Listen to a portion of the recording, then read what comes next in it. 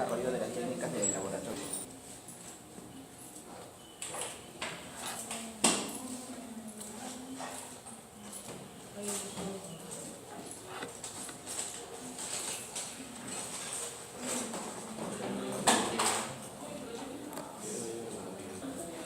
No del diseño en sí. No de la epidemiología. Ya, pues, pero es que esa es tu tarea, eso es lo que le tienes que pensar. Si tú tienes que tu diseño, tus técnicas moleculares, por ejemplo, son de elevado costo, ya no puedes aplicar dentro de la epidemiología molecular, ya Eso sí eso son las limitaciones. Pero esa es la limitación de mi técnica. No, pero dentro de los estudios epidemiológicos que tú quieres realizar también.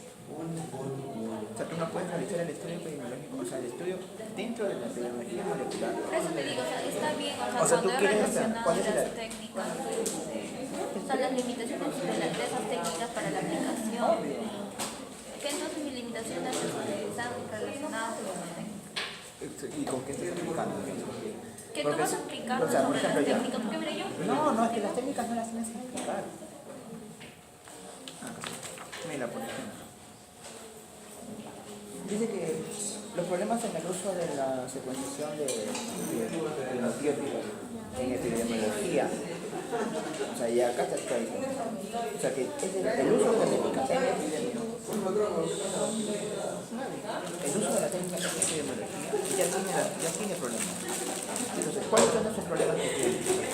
¿Cuáles son los problemas de las técnicas para que yo las pueda aplicar en la epidemiología? O sea, no es la limitación de la epidemiología molecular. Es de la técnica. Exactamente. O sea, y por eso no lo utilizo en mi.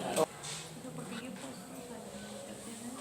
ventajas y limitaciones de cada técnica. O sea, que realmente son tres, porque la de secuenciación social y total y la de hibridación. ya. Ya, yo sé, tú has encontrado eso en un cuadro. Yo también lo he visto. Hay un cuadro que te dice, ¿no? PCR, cuáles son sus ventajas. Pero esas son las ventajas. Pero esas son las ventajas y limitaciones. Por ejemplo, te dice que una de las limitaciones del PCR es que no te permite estudiar células vivas y muertas. Ya, pero eso es de la técnica. Ya, pero ¿y cómo relaciono yo eso con la epidemiología? ¿Qué me sirve de que la técnica voy a hacer las vivas y muertas? ¿Para qué me sirve? O sea, ¿por qué dices que es una limitación? Ya, tú vas a ¿me entiendes? Eso es lo que tienes que decir. Vamos a continuar con las alteraciones cromosómicas estructurales y está revisando también parte del sistema de nomenclatura cromosómica. Vamos a ver ahora acerca de las inversiones. Las inversiones son alteraciones cromosómicas estructurales balanceadas o equilibradas, inversiones. Las pericentroménicas y las inversiones de tipo paracentroménico. Para que se produzca una inversión, sea pericentroménica o paracentroménica, tiene que haber dos puntos de quiebre, dos puntos de ruptura.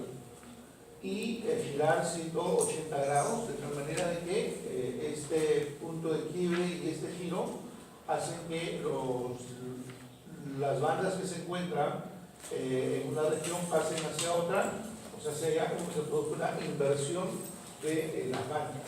Por ejemplo, acá tenemos el caso de una inversión en la que está involucrando el centrómero a los genes A, B, C, D, E, y cuando hay un punto de quiebre aquí, otro punto de quiebre por debajo del centrómero, hay un giro de 180 grados, entonces lo que estaba arriba pasa ahora hacia abajo y lo que estaba abajo pasa ahora hacia arriba. Entonces hay una inversión de la secuencia de las bandas que involucran a los puntos de ruptura o los puntos de quiebre.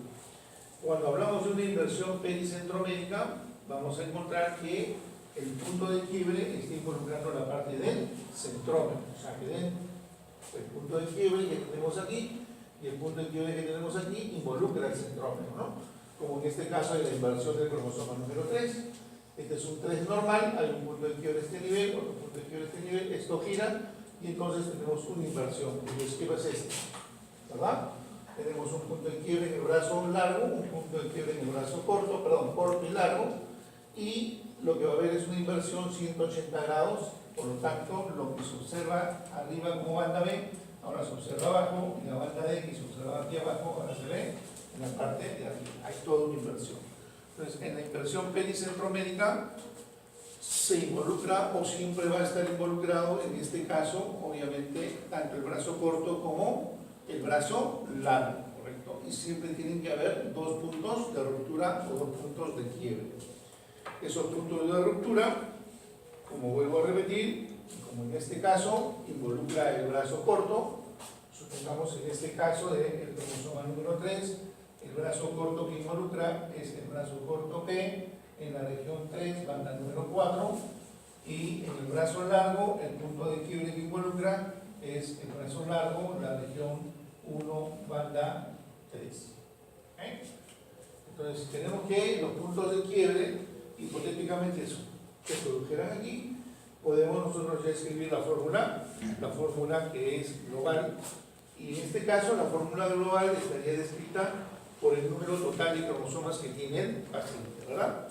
En este caso, si no hay pérdida ni ganancia de cromosomas, el número total sería 46, salvo que sea un paciente que tenga algún síndrome, como hemos estado poniendo en los ejemplos anteriores, ¿correcto? Supongamos que este paciente tiene esta inversión, pero tiene el síndrome, vamos a suponer, de Klinefelter.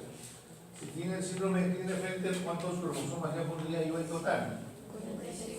47, luego viene el coma, XX, Y, que es del síndrome de Klinefelter, una coma, el símbolo de la alteración cromosómica, que es INB, de inversión, el cromosoma afectado, que es 3, y los puntos de quiebre, que en este caso sería brazo corto, región 3, banda 4, y el brazo largo, región 1, la banda 3. ¿Estamos? ¿Sí? Esto está representando este cariotipo de este paciente en la que estamos viendo la inversión del cromosoma número 3. ¿Okay? Ahora, esa es la fórmula global. La fórmula desarrollada es una fórmula que nos permite, como ya comentábamos la semana pasada, identificar el cromosoma anormal, y hay que describir el cromosoma anormal. Entonces, para la fórmula global se coloca lo mismo, 47XXY, coma, la inversión del cromosoma número 3, y describimos el nuevo cromosoma. ¿Okay? Este nuevo cromosoma que es el que está apareciendo, producto de esta inversión, ¿correcto? Entonces, producto de esta inversión, tendríamos que siempre, cuando escribimos el cromosoma, se empieza desde el brazo corto. ¿Okay? Sería desde qué parte, desde el P, T, ¿hasta dónde? Hasta donde se ha producido el punto de quiebre. En este caso sería hasta P, 4. Ahí hay un punto de quiebre, pero no ha quedado flotando, ¿verdad? No ha habido una soldadura. ¿Con quién se ha soldado? Con el Q que iba arriba. ¿Correcto? Entonces con el Q1, 3. Y desde ahí continúa hasta dónde? Hasta el centrómero. Porque yo he descrito solo este punto. Y sigo bajando, continúa hasta el centrómero. ¿Y del centrómero hasta dónde continúa? Hasta Q13, punto de quiebre y soldadura, con P, 3, 4, y desde ahí hasta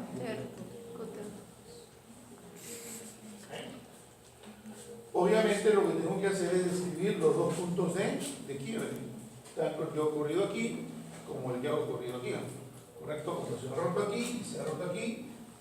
Hay rotura en ambos extremos, pero esto al girar se vuelve a fusionar. Hay punto de reunión. Esto de acá me está definiendo este primer punto de quiebre. Continuamos hasta el centrómero. ¿Okay? Y esto de acá me está definiendo el segundo punto de quiebre. ¿No? Si yo solo coloco esto, significa que a partir de aquí hasta abajo todo está normal. Y no todo está normal. Porque acá hay otro punto de ruptura y que ha hecho esto. ¿Se entiende? ¿Okay? Bien, entonces de esa manera tendríamos la fórmula desarrollada de este caso de una inversión del cromosoma número 3. Generalmente las inversiones de los cromosomas suelen generar cuando se produce el proceso de la segregación de los cromosomas durante la meiosis, generalmente suelen generar cromosomas anormales. En algunos de estos casos pueden producir muchas veces producto de las inversiones, duplicaciones o deleciones. Pero ese efecto de la duplicación o deleción que pueden producir depende del tamaño de la inversión. Cuanto más grandes sean las inversiones, o sea, cuando las inversiones involucren fragmentos más grandes del cromosoma, la probabilidad de que produzca una deleción o una duplicación es mayor. Cuanto más pequeño se produzca la inversión del fragmento que abarque, es menos probable que se produzcan las inversiones o duplicaciones. Por lo tanto, muchas veces las características clínicas o fenotípicas van a depender mucho, por ejemplo, ¿de qué? Van a depender mucho del tamaño que involucra la inversión. Hay una inversión del cromosoma número 3, que es muy conocida en todos los citogenetistas, que es la inversión del cromosoma 3 que involucra el brazo corto P25 y el brazo largo Q21, ¿no? Esta inversión es una inversión que apareció como un polimorfismo en algunos lugares en Norteamérica, en diferentes partes, en las cuales no había ninguna característica clínica demostrada. Y que luego esto ha ido trasladándose como una segregación a nivel de la población a diferentes partes de Canadá y a diferentes partes del mundo. ¿Okay? Entonces, hay inversiones que están produciéndose en la población y se consideran polimorfismos y que no están asociados con ningún tipo de patología o alguna característica clínica en particular como esta inversión que estamos mencionando.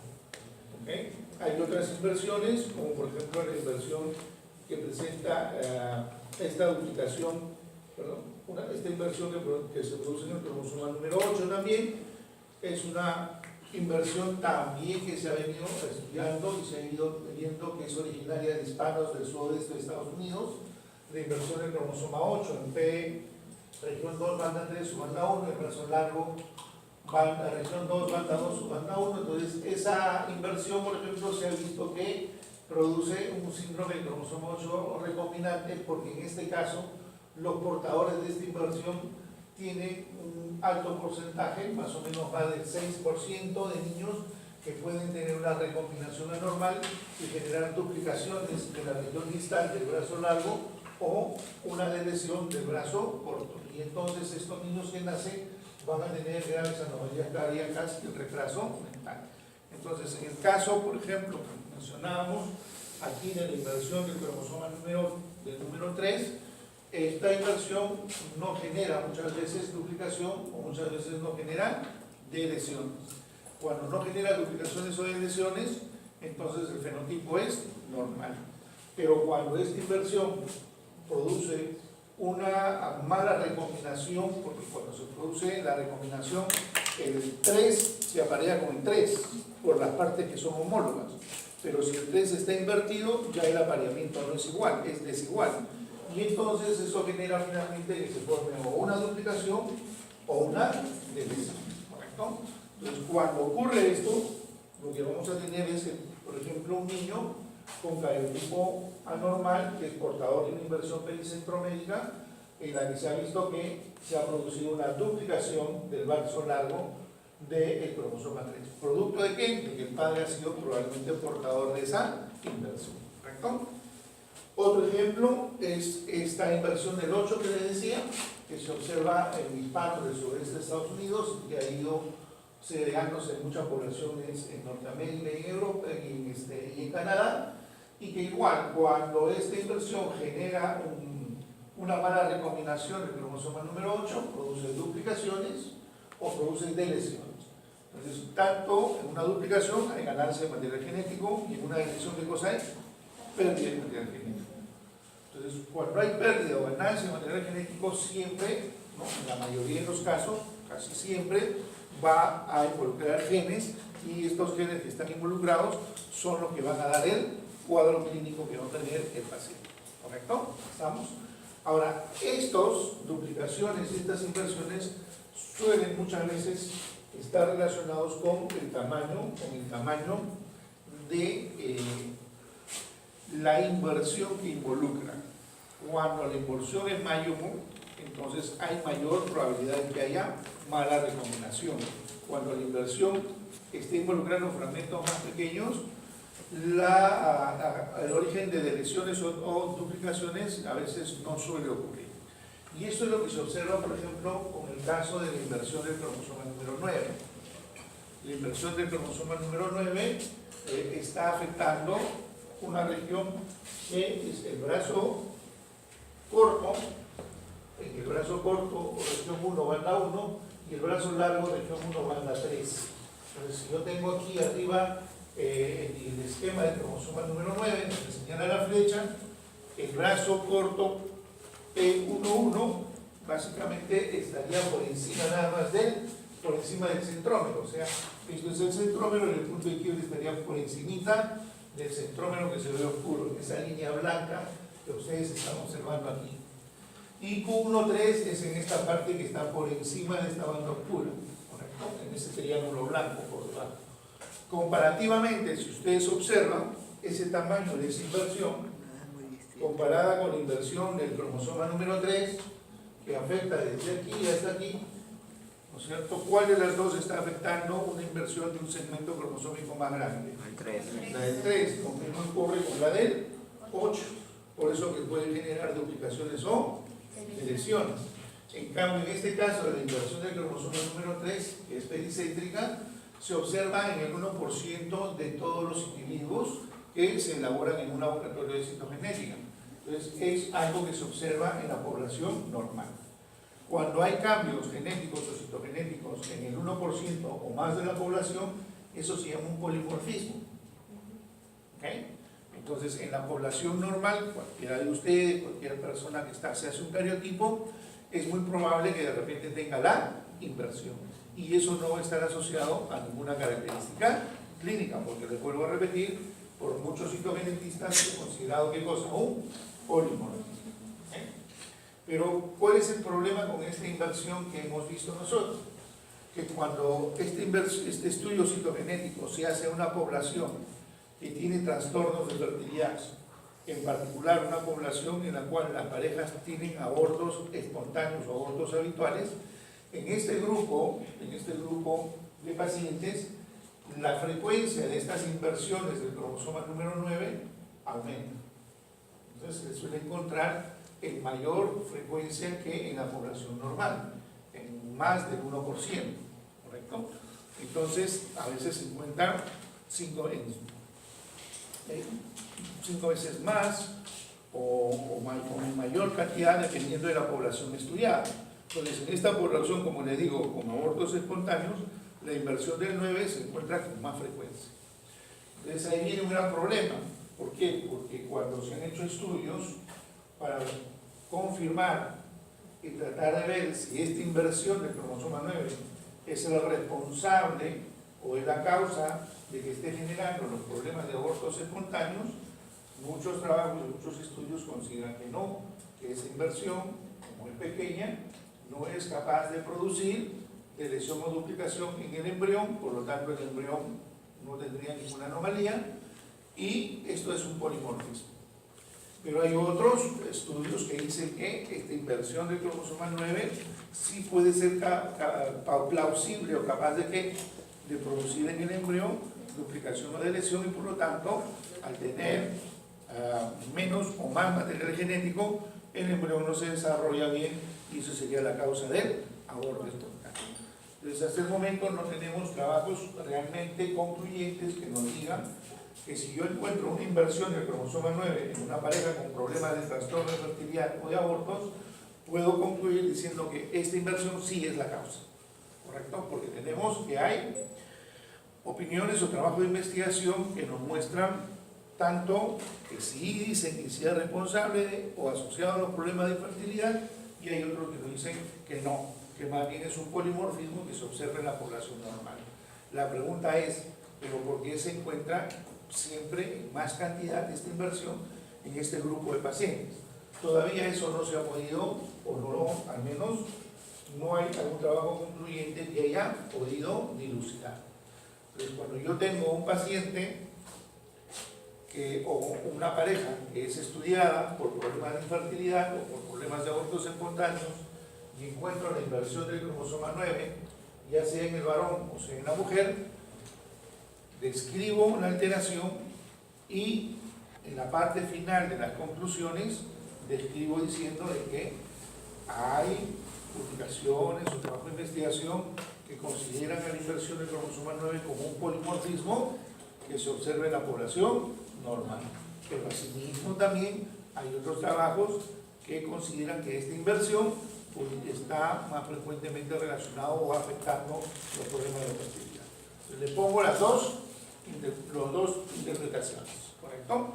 Ahora, como quien dice, le tiro la pelota al médico. El médico, si quiere, asume una o asume otra, ¿correcto? ¿Por qué? Porque yo no puedo concluir diciéndole que es un polimorfismo o no es, porque depende de la bibliografía, de la literatura, lo que haga o la investigación o por dónde vayan las investigaciones actuales. ¿Se entiende? Entonces, en este caso, si ustedes aprecian, pues se ve muy claramente que en el cromosoma número 9 de arriba, que está con la flecha azul, ¿okay? Es el cromosoma 9 normal, ¿verdad?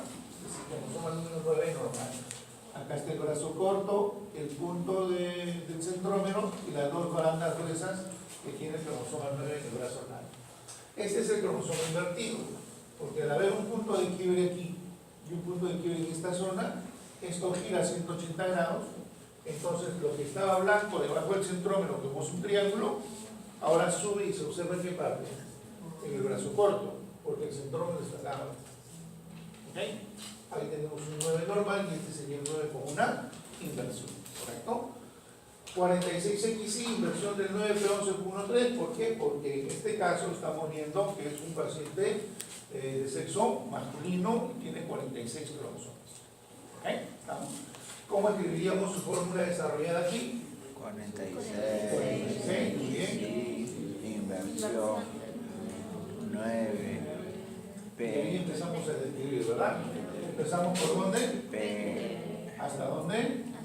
hasta la ruptura. Hasta el punto de quiebre, P11, punto de quiebre con quién? Con 1,3 y se cae hasta dónde? Centrómero. Y del centrómero hasta U3, 3, punto de quiebre con P, 1,1 y de ahí Hasta Puter. Hasta Puter. ¿correcto? Entonces, de esa manera tendríamos la inversión que está afectando, en este caso, el cromosoma 9. Y esta es una inversión de tipo pericentromérica.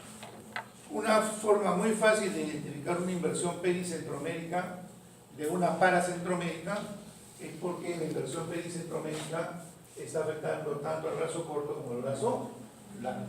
En cambio, en una paracentromérica o afecta a los brazos cortos o afecta a los brazos largos. ¿Correcto? ¿Okay?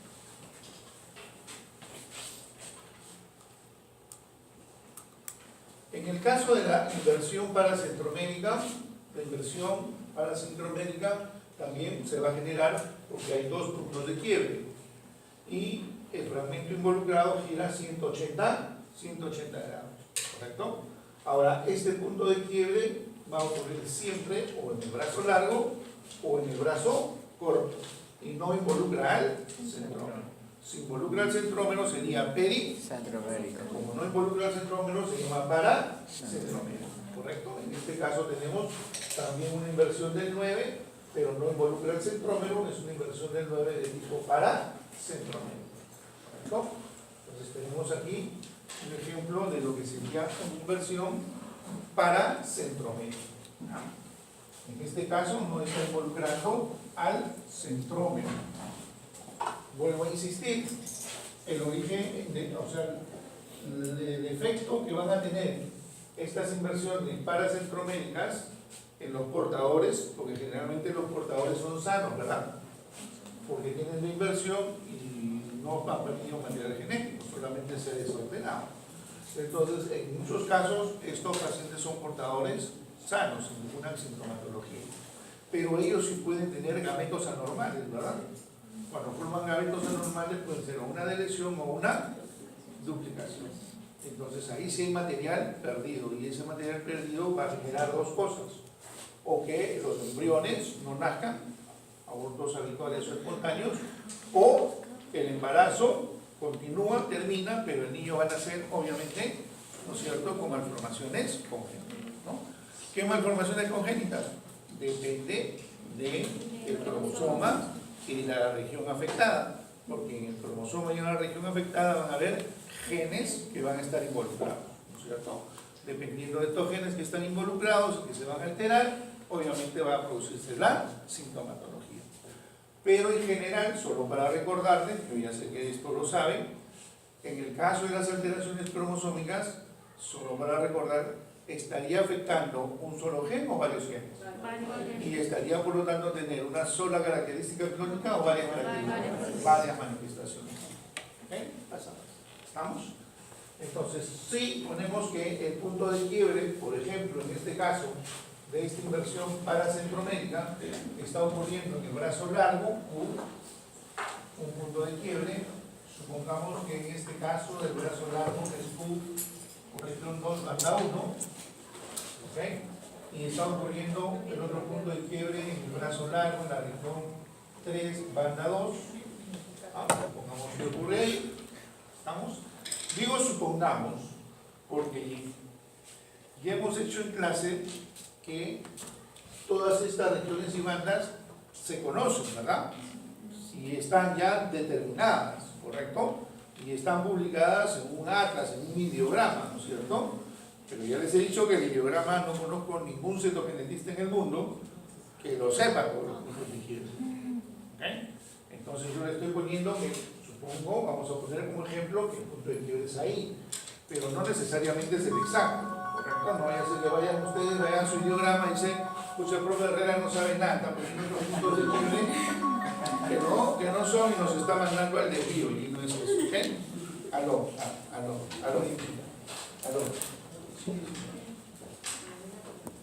Es muy importante cuando yo digo supongamos, ¿correcto? No es porque no tengo. Si ustedes quisieran hacerlo ya más real, ¿qué harían? Van a su ideograma, ¿no es cierto? Y buscan hasta se derrota aquí, porque es el punto data. ¿No? Para efectos prácticos estamos poniendo. ¿Estamos? Ahora, supongamos también que este paciente que tiene esta inversión paracentrométrica tiene, vamos a suponer, el síndrome de Paton. ¿Okay? Y es de sexo femenino. Mujer con síndrome de Paton que tiene esta inversión paracentrométrica. Entonces, ¿cuántos serían sus cromosomas en total? 47. 47, ¿qué más pongo? 13. Coma. X. Los cromosomas sexuales. XX. 13. Coma. ¿Qué más pongo? Más 13. ¿Qué más? Coma.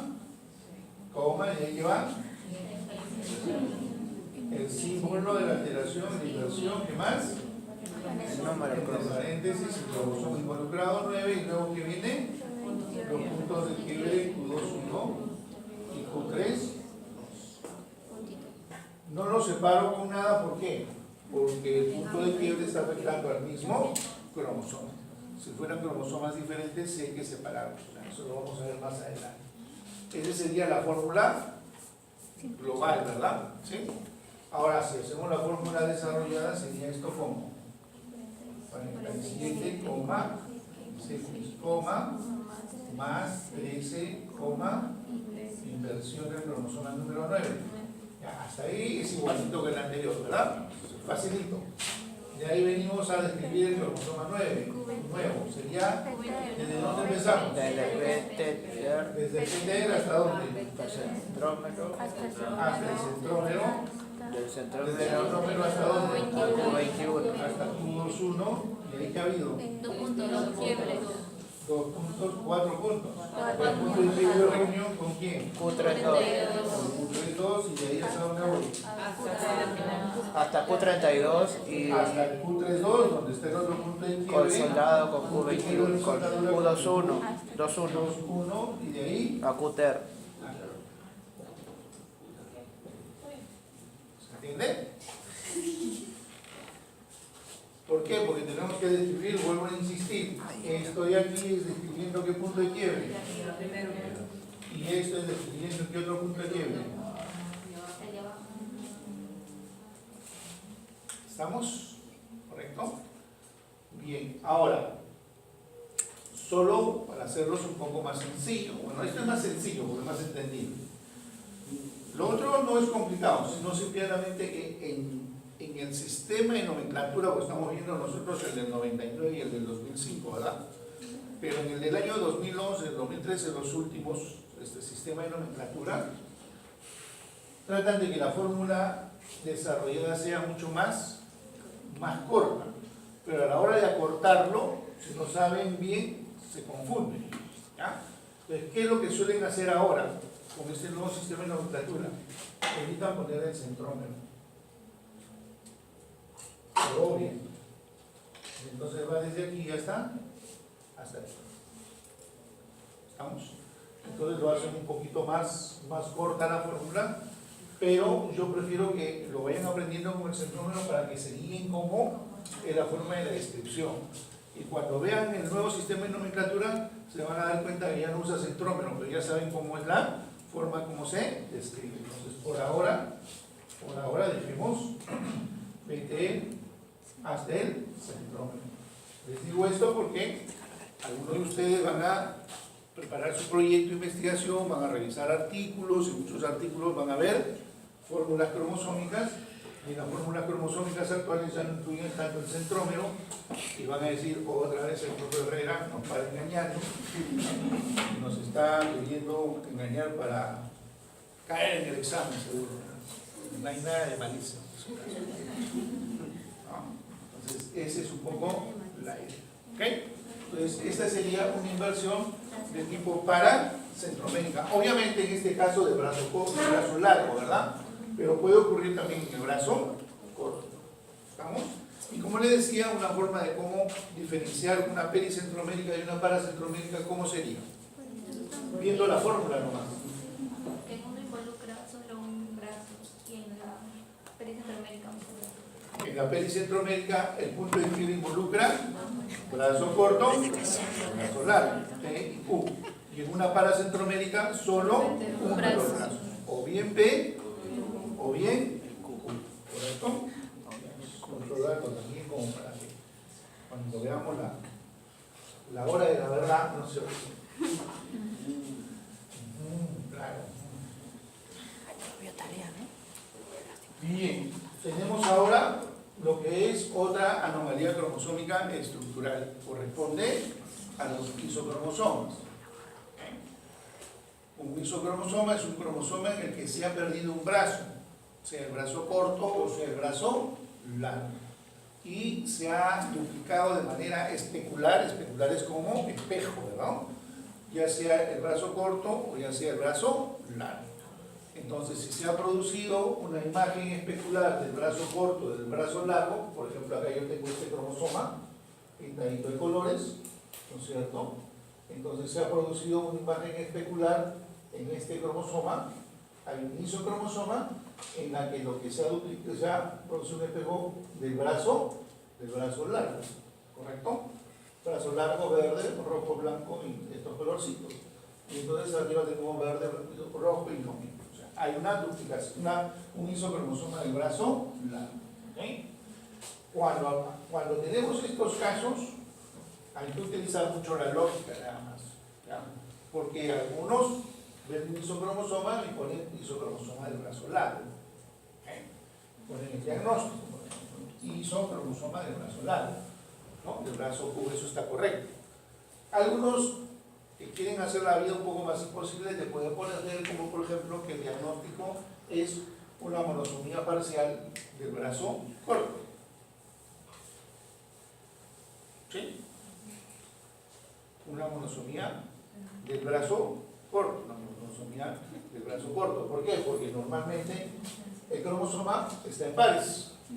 Tenemos brazo corto, brazo largo, brazo corto, brazo largo, es lo normal. En este caso, que tiene el isocromosoma, ¿tenemos brazo corto, dos brazos cortos? No. Tenemos uno. Cuando le falta, sería una monosomía parcial del brazo corto. Funciona también, ¿sí o no? Ahora, otros que son medio malévolos también pueden decir ¿qué cosa? Trisomía parcial del brazo largo. Pero eso se ha originado por un isocromosoma. Entonces, ahí ponemos. Y el otro se ha aplicado de manera especular, dando lugar a una monosomía parcial en este caso el brazo corto, y a una trisomía parcial, ¿no es cierto?, debido al brazo duplicado, ¿no?, del brazo largo. ¿Ya? Entonces, también aplica esos diagnósticos, ¿entienden? ¿Correcto? Entonces, no voy a hacer que de repente lean un texto o les pongan en el examen, ¿no es cierto? ¿Correcto? Entonces, y puedan ustedes plenamente memorizar que tendría que haber puesto isocromosoma del brazo largo, ¿no? Que les he dicho que una cosa importante en la memoria de grabar bien el concepto, pero después lo importante, mucho más importante que eso, es entender y comprender y tener lógica en el asunto. Y como ven, nada es complicado en esto, todo sale fácilmente por una, ¿no? ¿Cómo se originan estos isocromosomas? Estos isocromosomas se originan básicamente porque hay una mala separación de las cromátides, ¿verdad?, durante el proceso de la división celular. Ya sabemos que la separación normal es como estamos viendo arriba, ¿no? Es de manera longitudinal y se separan las cromátides, de tal manera que vaya una cromática a otro lado, y luego se duplica y tenemos los cromosomas completos, ¿verdad? En este caso, la forma como se produce un isocromosoma es que hay un punto de quiebre o una separación de los cromosomas a nivel no longitudinal sino transversal, involucrando el centrómero, ¿ok?, o involucrando la región pericentromérica, y producto de esto, esta parte del brazo corto se va a una célula y esta parte del brazo largo se va a la otra célula. Cuando esto se duplica, tendré un cromosoma completo, pero solamente de brazos cortos, y cuando esto se duplica, tendré un cromosoma de brazos largos, ¿ok? Pero ambos van a tener o un isocromosoma de brazo corto o un isocromosoma de brazo largo. En la mayoría de los casos, en el ser humano, es muy raro que hayan células que presenten ambos tipos de isocromosomas. ¿Entienden? Por ejemplo, supongamos que el cromosoma que está afectado aquí, es el cromosoma número 10, por darles un número. Entonces se va a producir un isocromosoma del brazo 10. Entonces, en letras mejor para que el chiquito sería este de acá, un isocromosoma de 10P, ¿verdad? Y el largote sería ¿quién? Isocromosoma de 10Q. Del 10Q. Entonces, es muy raro ver, sumamente raro ver que un paciente en sus células tenga este grupo y este. Tenga los dos. Generalmente es uno solo de ellos. ¿Okay? ¿Cuál predomina? Muchas veces eso es al azar. Puede que este niño tenga esto. O puede que tenga lo otro. ¿Correcto? O sea, que solo padezca de isocromosoma de uno de los brazos. ¿Claro? No es común, muy raro que presente el isocromosoma de ambos. ¿En qué tema hemos visto la parte de los isocromosomas durante el curso? En la separación de cromátides ciclo celular, cuando se da. No, en la. ¿En qué tema? ¿En qué tema hemos hablado de los isocromosomas? Yo sé que sí les suena que hemos hablado, ya les suena. Hay una parte separación de los hemos hecho este isocromosomas cuando hablamos sobre ciclo celular. Son los primeros temas. Cuando hablamos sobre separación de cromátides. ¿Ah? Cuando hablamos de separación de cromátides, ¿en qué tema? A ver, cuando hacemos cultivo celular, cultivo de linfocitos, ¿en qué tema? Centrómero. En el tema del centrómero. ¿Cuál?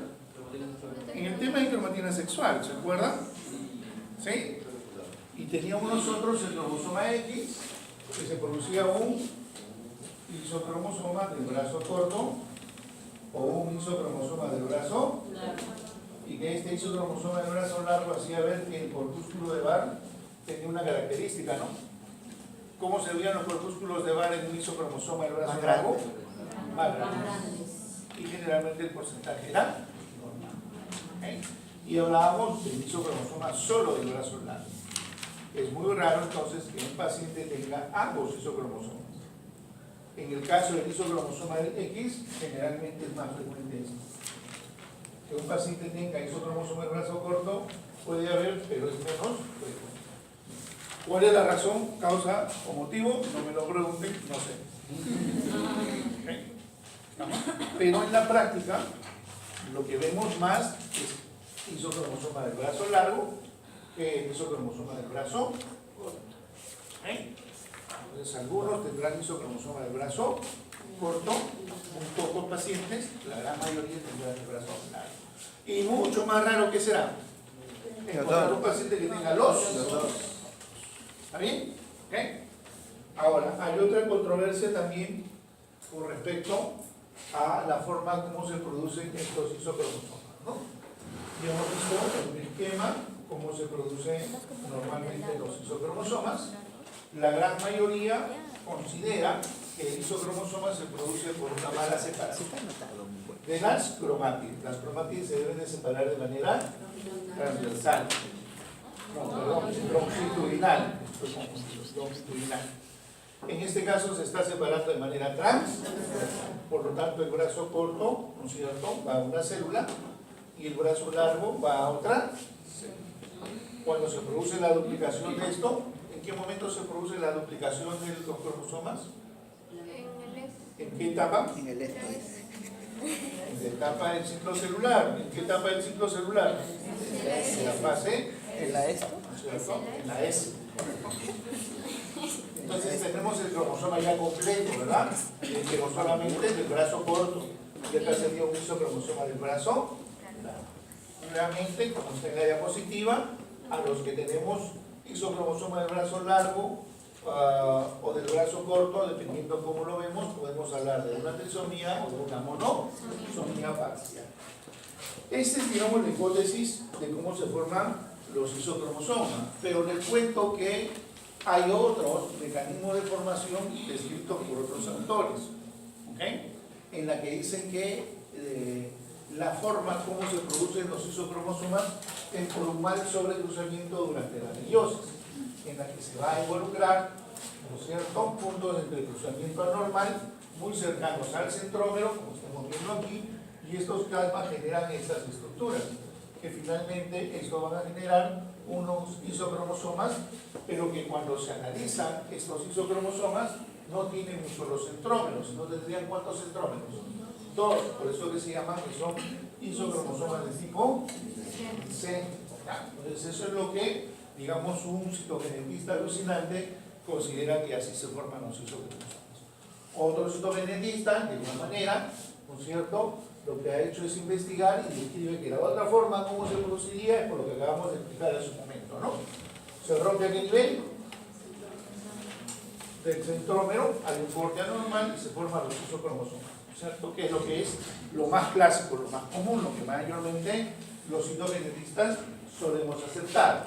Pero hay otra tercera, ¿no es cierto? Y esa otra tercera también es de otro citogenetista alucinado, que dice que se produce un punto de quiebre muy cercano, a donde al centrómero se pierde el brazo corto y este cromosoma se extiende y entonces se forma un isocromosoma también de tipo diséptico. Esta de acá, como no tiene centrómero, ¿se segrega o no? No, porque no tiene centrómero. Para que se segregue un cromosoma tiene que tener centrómero. Entonces este fragmento, ¿qué va a pasar? ¿Se va? Y entonces tendríamos el isocromosoma. Esto, un poco como que algunos lo aceptan o no, porque cuando nosotros tenemos, sería un isocromosoma del brazo largo y ya no aparecería el otro. Por eso que es más frecuente que solo aparezca o uno o lo otro. Si tuviera que aparecer el isocromosoma del brazo corto, el punto de quiebre, ¿dónde sería? Acá, ¿no es cierto? Como esto ya queda como un fragmento y esto sería ya un chiquito diseño. ¿Sí? Entonces, hay todavía algunas controversias que no se ha podido determinar en forma precisa cómo se generan los isocromosomas. Pero quien tiene mayor aceptación y mayor votación es la ruptura del cromosoma a nivel del centrómero de tipo transversal. Entonces, ¿qué genera un isocromosoma monocéntrico y homozigótico?